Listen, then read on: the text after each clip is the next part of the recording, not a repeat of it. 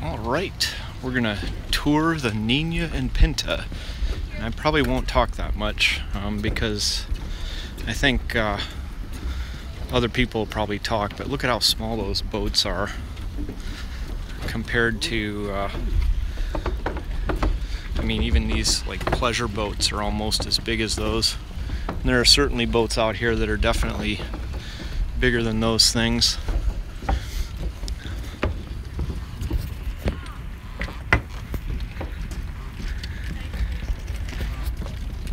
They just so happen to be docked at the marina here in town today. There's the Fishinator 3.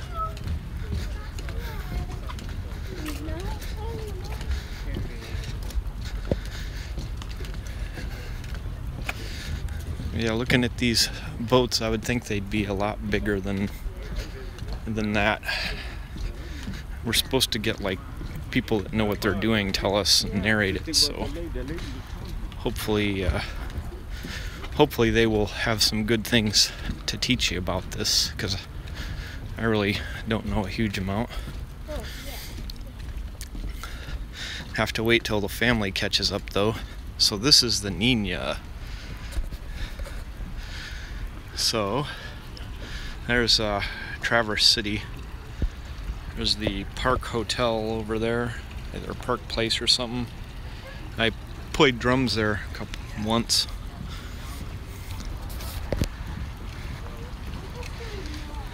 So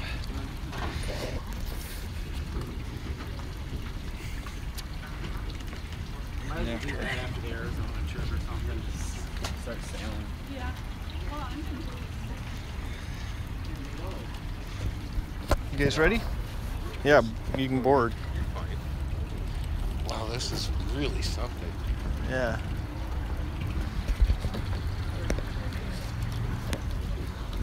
Which one do you want to go on first?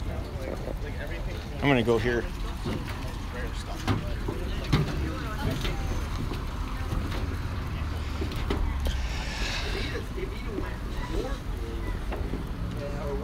This is the hold.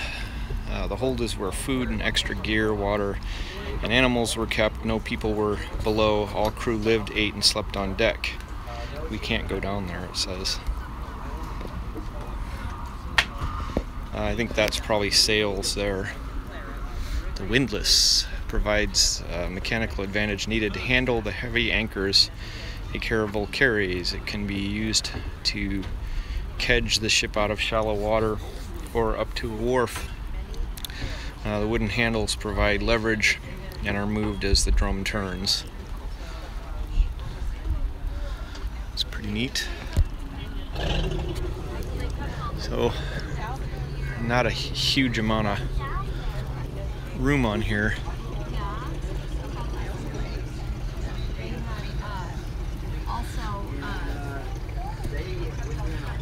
The shrouds. These lines are known as the standing rigging of a ship, and it gives lateral and aft support to the masts. So that makes sense. Those are the shrouds. Lift lines. The angle and tilt of the yard. So it must tilt, huh? Wonder how that works. Oh, I see, the yard arm. That. So you can control the tilt of the sail based off of these things. That makes more sense. And that's how you raise the yard arm. Keel haul you. Any of the Caribbean natives, for as long as Spain controls these lands. Well, you know, you got the well, and she says any of the 20 that you brought back, if they want to go back home, take them with them on the second. Half of them, 10 of them did go back home. They probably might have thought that, oh, they'll come with you and be okay. Probably got homesick, so they would go back home with them. 10 of them stayed in high position with them on this throne, probably doing certain things, but they're probably entertaining a dinner guest. Absolutely, yeah. They were speaking language of compass there. They have dinner with many and any other emissaries from other places. Let me present to you these Torino natives. Torino. Look abroad. And here they're.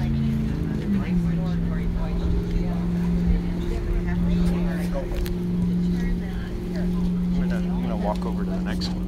Okay. Yeah, they're pretty cool. Yeah. Right. That's right. Better stand up. 120 passengers.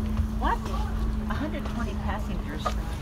She was then chartered for an unauthorized voyage to Rome and was captured by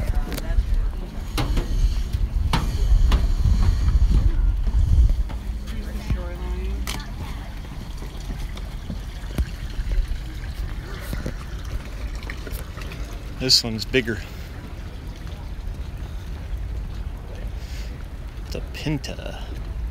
Or Pinta. I don't know how you say it actually.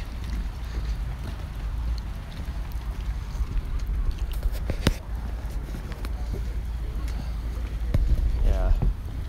Definitely a bigger boat. Ship's provisions. Water, wine, oil, vinegar, salt, flour, hardtack, lard, pork, lentils, onions, fava beans, garlic, olives, dried fish and dried meats, rice, sugar, jams, honey, cheese, almonds, raisins, livestock was added to in the Canary Islands, which would provide fresh meat. I could cook with that.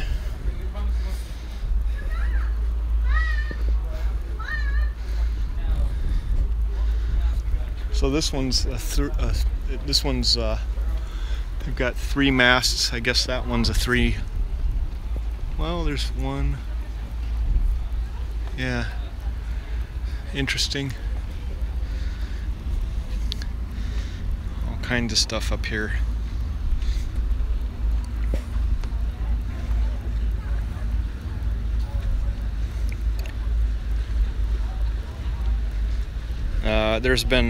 So I'll read this.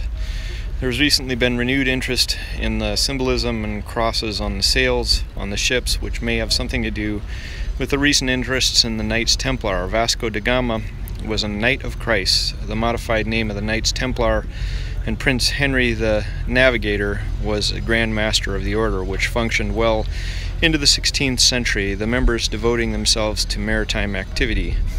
The ship of the Knights of Christ sailed under the familiar red patee cross.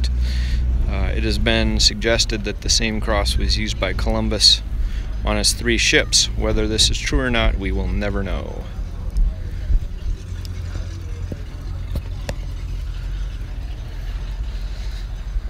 Functional rope work there. A little way to stop people from going up front there. Big chains for the anchors, I suppose. The Pinta. After 3 years of construction, the Pinta was completed in 2005. Like the Nina built before her at Caravel and built by the 8th generation Portuguese shipwrights in Valença, Brazil, she was constructed 15 feet longer on the deck and 6 feet wider on the beam to accommodate more passengers. Since 2009, she has accompanied the Nina on her North American tour, which includes the Gulf Coast, East Coast, the Great Lakes, and Midwestern River System. Other voyages have included South America, Central America, and the Caribbean. We travel the country 10 months out of the year with a crew of 6 to 8. The original Pinta was captained by Martin Alonso Pinzon, with a crew of 26 men who all worked 8 and slept on the main deck. The cargo hold was for supplies as well as livestock. The Pinta made only the voyage of discovery, which took 70 days from leaving Spain to the first sight of the Bahamas on October 12, 1492. The Pinta was the first ship to sight land on that historic voyage to the New World.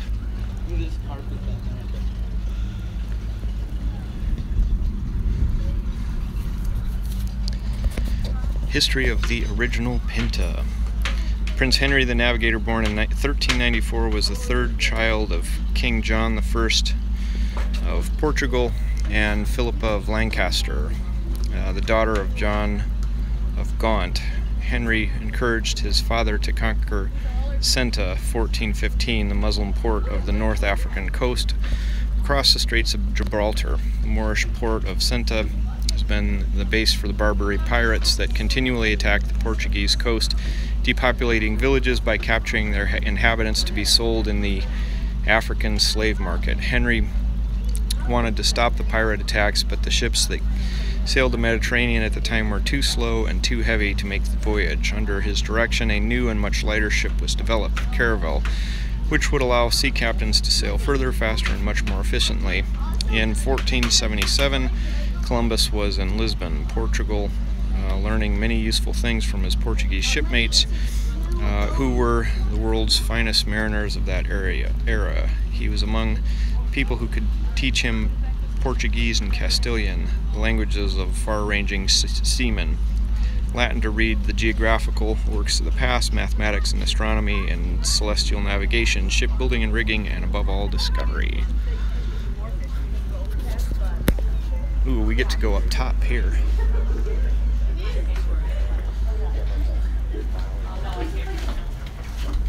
Pretty neat. Aft cabins.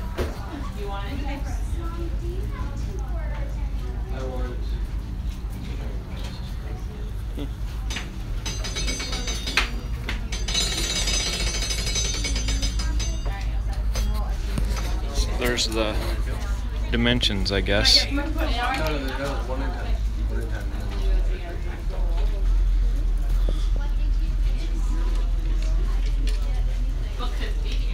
They're looking for crew members. The other one wants a cook. I could do that. But they want 4 weeks of commitment, and I can't do that. I gotta earn some money.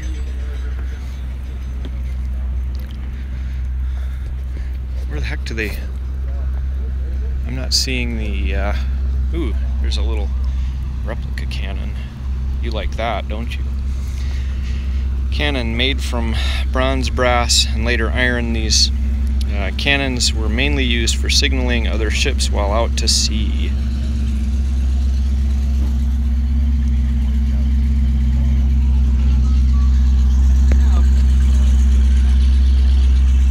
So here's the 2 ships. You get a good approximation of the size by the people walking on deck there. Obviously there's some modern appliances added. There it is. That's probably good. Thanks for watching.